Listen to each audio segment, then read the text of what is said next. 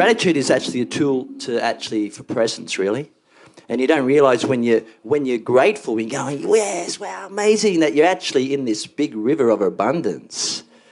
I was saying to my friend this morning, I was surfing, I said, if you go out there on the day and you go, wow, it's just incredible weather, look at the birds, look at the ocean, you're going to get the best waves. So it's like that.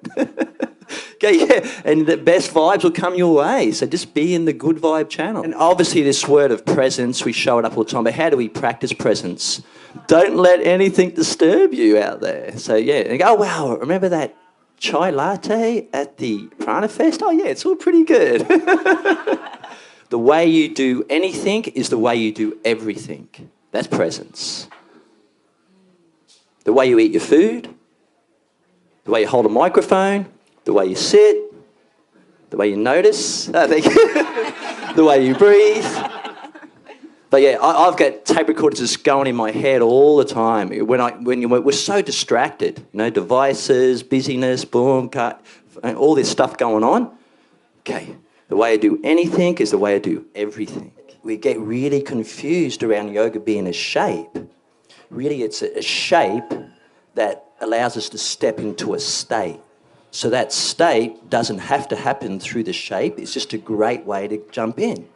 Another great way to jump into that state is breath. Another way is meditation. There's another way having your focused intention, fully engaging in this moment now. They're all states that allow us to remember what's it really all about. So it allows us to have a discrepancy in our mind and to say what is real and what is temporary. The temporary stuff is the rock and roll that we're talking about.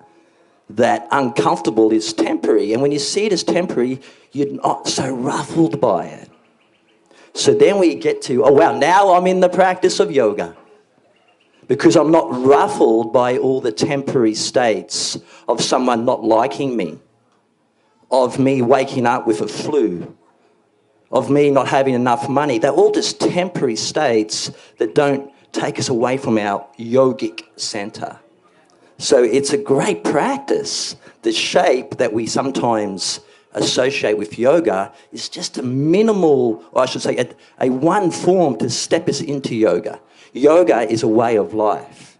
I say the reason why it's yoga, he has a questioning mind.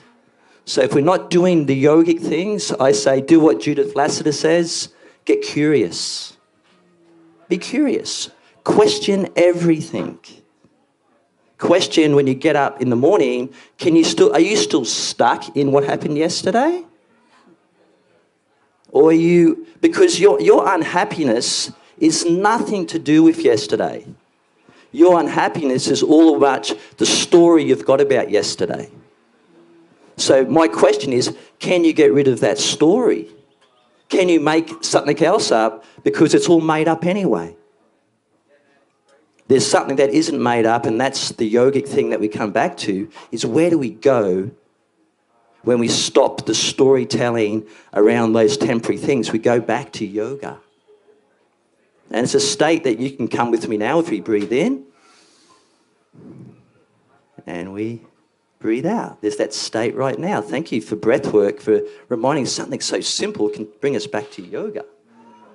So to summarise, I feel there's two ways we can jump into yoga. One is just to be yogic, have asana, have meditation, have dharana, have all these limbs, live a moral life of goodness. Do that and then have a questioning mind, have a self-inquiry, go, wow. And the biggest question you want to have, what are you doing here? And what are you going to do with this precious time you have here? Because you may not have it tomorrow.